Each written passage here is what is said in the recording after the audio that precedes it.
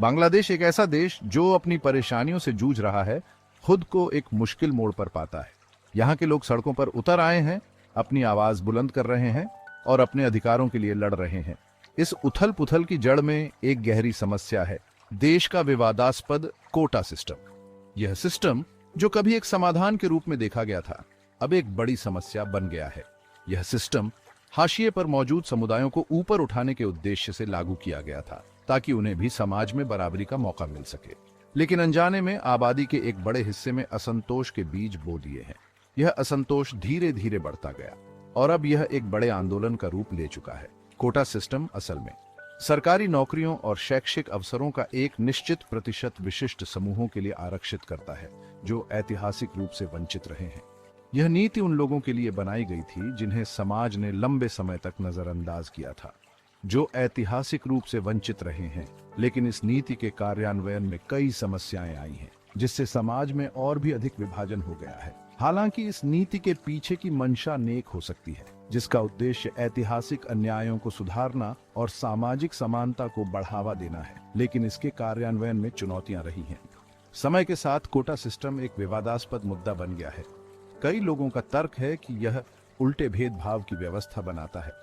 आलोचकों का तर्क है कि यह योग्यता को कम आंकता है, उन लोगों की संभावनाओं को बाधित करता है जो अपनी प्रतिभा और कड़ी मेहनत के बावजूद कोटा श्रेणियों में नहीं आते हैं। सतह के नीचे सुलग रहा यह असंतोष अंततः व्यापक विरोध प्रदर्शनों के रूप में सामने आया, जिसने बांग्लादेश के राजनीतिक परिदृश्य की नींव हिला दी। कोटा सिस्टम, जो कभी सामाजिक इंजीनियरिंग का एक उपकरण था, असंतोष के लिए एक चिंगारी बन गया है, जो सामाजिक न्याय की जटिलताओं और नेक इरादों वाली नीतियों के अनपेक्षित परिणामों को उजागर करता है। आलोचकों का तर्क है कि यह योग्यता को कम आंकता है, उन लोगों की संभावनाओं को बाधित करता है जो अपनी प्रतिभा और कड़ी मेहनत के बावजूद कोटा श्रेणियों में नहीं आते हैं।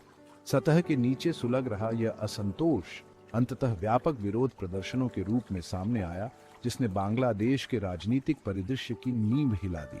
कोटा सिस्टम, जो कभी सामाजिक इंजीनियरिंग का एक उपकरण था, असंतोष के लिए एक चिंगारी बन गया है, जो सामाजिक न्याय की जटिलताओं और नेक इरादों वाली नीतियों के अनपेक्षित परिणामों को उजागर करता है। सतह के नीचे सुलग रहा यह असंतोष अंततः व्यापक विरोध प्रदर्शनों के रूप में सामने आया, जिसने बांग्लादेश के राजनीतिक परिदृश्य की नींव हिला दी। कोटा सिस्टम, जो कभी सामाजिक इंजीनियरिंग का एक उपकरण था, असंतोष के लिए एक चिंगारी बन गया है, जो सामाजिक न्याय की जटिलताओं और नेक इरादों वाली नीतियों के अनपेक्षित परिणामों को उजागर करता है। कोटा सिस्टम, जो कभी सामाजिक इंजीनियरिंग का एक उपकरण था, असंतोष के लिए एक चिंगारी बन गया है, जो सामाजिक न्याय की जटिलताओं और नेक इरादों वाली नीतियों के अनपेक्षित परिणामों को उजागर करता है। कोटा सिस्टम, जो कभी सामाजिक इंजीनियरिंग का एक उपकरण था, असंतोष के लिए एक चिंगारी बन गया है, जो सामाजिक न्याय की जटिलताओं और नेक इरादों वाली नीतियों के अनपेक्षित परिणामों को उजागर करता है। कोटा सिस्टम, जो कभी सामाजिक इंजीनियरिंग का एक उपकरण था, असंतोष के लिए एक चिंगारी बन गया है, जो सामाजिक न्याय की जटिलताओं और नेक इरादों वाली नीतियों के अनपेक्षित परिणामों को उजागर करता है। कोटा सिस्टम, जो कभी सामाजिक इंजीनियरिंग का एक उपकरण था, असंतोष के लिए एक चिंगारी बन गया है, जो सामाजिक न्याय की जटिलताओं और नेक इरादों वाली नीतियों के अनपेक्षित परिणामों को उजागर करता है। बांग्लादेश, एक ऐसा देश जो राजनीतिक उत्साह का आदी है, ने हाल के वर्षों में तनाव में नाटकीय वृद्धि देखी है।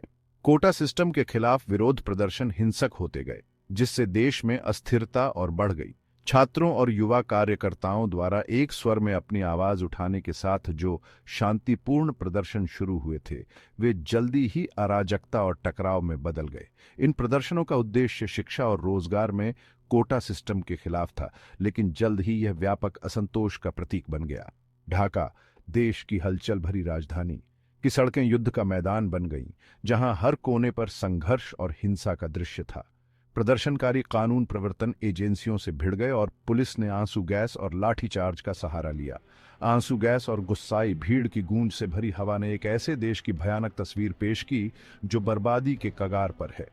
खून से लथपथ प्रदर्शनकारियों और तोड़ी गई सार्वजनिक संपत्ति की तस्वीरें न्यूज चैनलों पर छा गईं, जो अशांति की तीव्रता को दर्शाती हैं। इन घटनाओं ने देश और दुनिया भर में चिंता और भय का माहौल पैदा कर दिया। सरकार की प्रतिक्रिया, जिसकी अक्सर सख्त आलोचना की जाती थी, ने केवल स्थिति को और भड़काने का काम किया। पुलिस की सख्ती और प्रदर्शनकारियों की गिरफ्तारी ने जनता के गुस्से को और बढ़ा दिया। जैसे जैसे हिंसा बढ़ी, भय और अनिश्चितता की भावना ने देश को अपनी चपेट में ले लिया। लोग अपने भविष्य को लेकर चिंतित हो गए और देश में अस्थिरता का माहौल बन गया। शुरू में कोटा सिस्टम पर केंद्रित विरोध प्रदर्शन सत्तारूढ़ सरकार के खिलाफ असंतोष की एक व्यापक अभिव्यक्ति में बदल गए, जिसमें प्रधानमंत्री शेख हसीना के इस्तीफे की मांग दिन ब दिन तेज होती गई। इन प्रदर्शनों ने न केवल सरकार के खिलाफ गुस्से को उजागर किया, बल्कि देश में गहरे सामाजिक और राजनीतिक विभाजन को भी सामने लाया। बांग्लादेश के राजनीतिक परिदृश्य के तटों से टकराने वाली विरोध की लहरें अपने साथ एक जोरदार मांग लेकर आईं। प्रधानमंत्री शेख हसीना का इस्तीफा। एक बार अपने नेतृत्व और आर्थिक प्रगति के लिए प्रशंसित हसीना को अब उनके जाने की मांग करने वाली आवाजों के बढ़ते हुए कोरस का सामना करना पड़ा। प्रदर्शनकारी, जिन्हें उनकी सरकार की सत्तावादी प्रवृत्तियों और कोटा प्रणाली के मुद्दे से निपटने के तरीके से मोहभंग हुआ, ने उनके इस्तीफे को सार्थक बदलाव की दिशा में पहला कदम माना। उनके निष्कासन का आह्वान करने वाले नारे सड़कों पर गूंज उठे, जो गहरे बैठे गुस्से और एक नए राजनीतिक व्यवस्था की लालसा को दर्शाते हैं। हसीना के इस्तीफे की मांग सड़कों तक ही सीमित नहीं थी। विपक्षी दलों ने बढ़ते जन असंतोष को भुनाने का अवसर देखते हुए दबाव बढ़ा दिया। उनकी सरकार पर भ्रष्टाचार, असंतोष का दमन और लोगों की जरूरतों को पूरा करने में विफल रहने का आरोप लगाया। बांग्लादेश में विरोध प्रदर्शन क्रोध और हताशा के एक शक्तिशाली मिश्रण से प्रेरित होकर केवल सड़क प्रदर्शनों से आगे निकल गए एक पूर्ण सविनय अवज्ञा आंदोलन के रूप में विकसित हुए। ये आंदोलन अपनी विकेंद्रीकृत प्रकृति और अहिंसक प्रतिरोध पर निर्भरता की विशेषता है, जिसका उद्देश्य सरकार के अधिकार को पंगु बनाना और उसे प्रदर्शनकारियों की मांगों को मानने के लिए मजबूर करना है। छात्रों, शिक्षाविदों, पेशेवरों और आम नागरिकों ने समान रूप से हाथ मिलाया, स्थिति को बाधित करने के लिए कई तरह के हथकंडे अपनाए। हड़ताल, बहिष्कार और सर्वव्यापी हड़ताल, सामान्य बंदी ने देश को ठप कर दिया। आंदोलन के लिए व्यापक समर्थन का प्रदर्शन किया। सोशल मीडिया बिजली की गति से सूचना प्रसारित करने की अपनी क्षमता के साथ आयोजकों के लिए एक शक्तिशाली उपकरण बन गया, जिससे उन्हें कार्यों का समन्वय करने, अपडेट साझा करने और सरकार द्वारा नियंत्रित पारंपरिक मीडिया चैनलों को बाईपास करने की अनुमति मिली। सविनय अवज्ञा आंदोलन शांतिपूर्ण प्रतिरोध पर अपने जोर के साथ महात्मा गांधी जैसे ऐतिहासिक व्यक्तियों से प्रेरणा ली, जो अन्यायपूर्ण कानूनों और दमनकारी शासनों को चुनौती देने में सामूहिक कार्रवाई की शक्ति पर प्रकाश डालते हैं। बढ़ते दबाव और तेजी से बिगड़ती स्थिति का सामना करते हुए बांग्लादेशी नागरिकों ने सड़कों पर उतरकर अपनी आवाज बुलंद की। बांग्लादेशी सरकार ने विरोध प्रदर्शनों पर सख्त हाथों से प्रतिक्रिया दी, व्यापक रूप से निंदनीय और सत्तावादी उपायों का सहारा लिया। सरकार ने यह कदम उठाया ताकि स्थिति को नियंत्रण में लाया जा सके, लेकिन इसके परिणाम स्वरूप स्थिति और भी जटिल हो गई। राज्य मशीनरी, जिस पर अक्सर असंतोष को दबाने के लिए एक उपकरण होने का आरोप लगाया जाता है, को प्रदर्शनकारियों पर उतार दिया गया, जिससे हिंसा और गिरफ्तारी का एक सर्पिल शुरू हो गया। पुलिस और प्रदर्शनकारियों के बीच झड़पें बढ़ती गईं और कई निर्दोष लोग भी इस संघर्ष में फंस गए।